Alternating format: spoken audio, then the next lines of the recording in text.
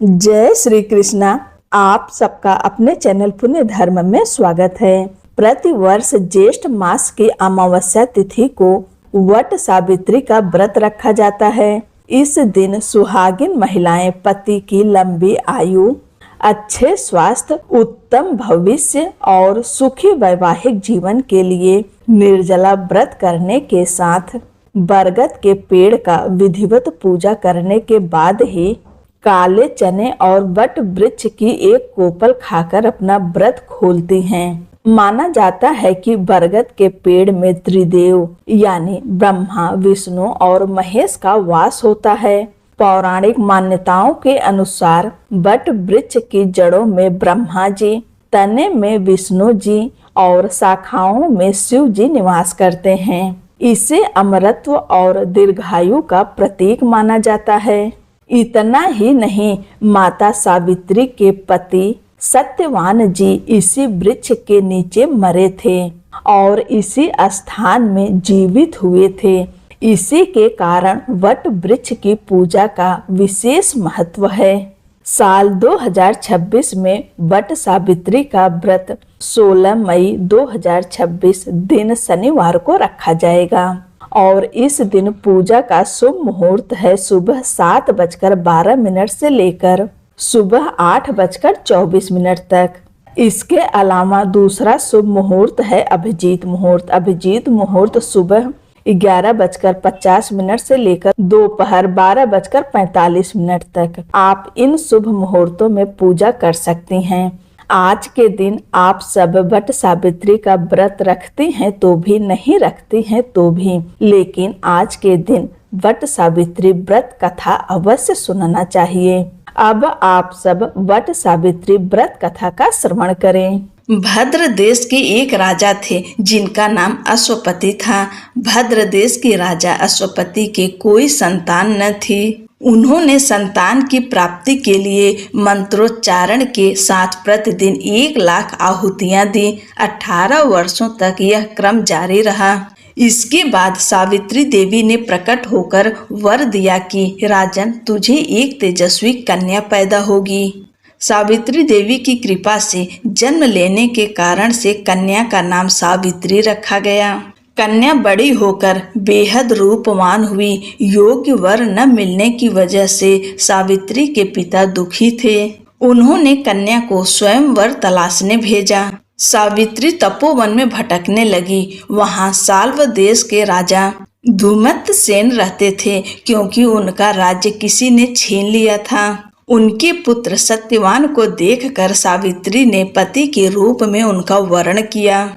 ऋषि राज नारद को जब यह बात पता चली तो वह राजा अश्वपति के पास पहुँचे और कहा कि हे राजन, यह क्या कर रहे हैं आप? सत्यवान गुणवान है, धर्मात्मा है और बलवान भी है, पर उसकी आयु बहुत छोटी है। वह अल्पायु है। 1 वर्ष के बाद ही उसकी मृत्यु हो जाएगी। ऋषि राज नारद की बात सुनकर राजा अश्वपति घोर चिंता में डूब गए। सावित्री ने उनसे कारण पूछा तो राजा ने कहा, पुत्री, तुमने जिस राजकुमार को अपने वर के रूप में चुना है वह अल्पायु है। तुम्हें किसी और को अपना जीवन साथी बनाना चाहिए। इस पर सावित्री ने कहा कि पिताजी, आर्य कन्याएं अपने पति का एक बार ही वर्ण करती हैं। राजा एक बार ही आज्ञा देता है और पंडित एक बार ही प्रतिज्ञा करते हैं और कन्यादान भी एक ही बार किया जाता है। सावित्री हट करने लगी और बोली, मैं सत्यवान से ही विवाह करूंगी। राजा अश्वपति ने सावित्री का विवाह सत्यवान से कर दिया। सावित्री अपने ससुराल पहुंचते ही सास ससुर की सेवा करने लगी। समय बीतता चला गया। नारद मुनि ने सावित्री को पहले ही सत्यवान की मृत्यु के बारे में बता दिया था। वह दिन जैसे जैसे करीब आने लगा, सावित्री अधीर होने लगी। उन्होंने 3 दिन पहले से ही उपवास शुरू कर दिया। नारद मुनि द्वारा कथित निश्चित तिथि पर पितरों का पूजन किया। हर दिन की तरह सत्यवान उस दिन भी लकड़ी काटने जंगल चले गए। साथ में सावित्री भी गई। जंगल में पहुंचकर सत्यवान लकड़ी काटने के लिए एक पेड़ पर चढ़ गए। तभी उसके सिर में तेज दर्द होने लगा। दर्द से व्याकुल सत्यवान पेड़ से नीचे उतर गए और सावित्री अपना भविष्य समझ गईं। सत्यवान के सिर को गोद में रखकर सावित्री सत्यवान का सिर सहलाने लगी। तभी वहां यमराज आते दिखे। यमराज अपने साथ सत्यवान को ले जाने लगे। सावित्री भी उनके पीछे पीछे चल पड़ी। यमराज ने सावित्री को समझाने की कोशिश की कि यह विधि का विधान है, लेकिन सावित्री नहीं मानी। सावित्री की निष्ठा और पतिपरायणता को देखकर यमराज ने सावित्री से कहा कि हे देवी, तुम धन्य हो, तुम मुझसे कोई भी वरदान मांगो। सावित्री ने कहा कि मेरे सास ससुर वनवासी और अंधे हैं, उन्हें आप दिव्य ज्योति प्रदान करें।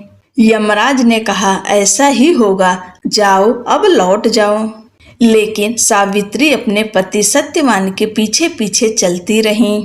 यमराज ने कहा देवी तुम वापस जाओ। सावित्री ने कहा भगवान, मुझे अपने पति देव के पीछे पीछे चलने में कोई परेशानी नहीं है। पति के पीछे चलना मेरा कर्तव्य है। यह सुनकर उन्होंने फिर से उसे एक और वर मांगने के लिए कहा। सावित्री बोली, हमारे ससुर का राज्य छिन गया है, उसे पुनः वापस दिला दें। यमराज ने सावित्री को यह वरदान भी दे दिया और कहा अब तुम लौट जाओ। लेकिन सावित्री पीछे पीछे चलती रहीं। यमराज ने सावित्री को तीसरा वरदान मांगने को कहा। इस पर सावित्री ने 100 संतानों और सौभाग्य का वरदान मांगा। यमराज ने इसका वरदान भी सावित्री को दे दिया। सावित्री ने यमराज से कहा कि प्रभु, मैं एक पतिव्रता पत्नी हूँ और आपने मुझे पुत्रवती होने का आशीर्वाद दिया है। यह सुनकर यमराज को सत्यवान के प्राण छोड़ने पड़े। यमराज अंतर्ध्यान हो गए और सावित्री उसी वट वृक्ष के पास आ गईं, जहाँ उसके पति का मृत शरीर पड़ा था। सत्यवान जीवंत हो गया और दोनों खुशी खुशी अपने राज्य की ओर चल पड़े। दोनों जब घर पहुँचे तो देखा कि माता पिता को दिव्य ज्योति प्राप्त हो गई है। इस प्रकार सावित्री सत्यवान चिरकाल तक राज्य सुख भोगते रहे। अतः पतिव्रता सावित्री के अनुरूप ही प्रथम अपने सास ससुर का उचित पूजन करने के साथ ही अन्य विधियों को प्रारंभ करें। वट सावित्री व्रत करने और इस कथा को सुनने से उपवासक के वैवाहिक जीवन या जीवन साथी की आयु पर किसी प्रकार का कोई संकट आया भी हो तो वह भी टल जाता है। बोलो सावित्री माता की जय। आप सभी को वट सावित्री व्रत की ढेर सारी शुभकामनाएं।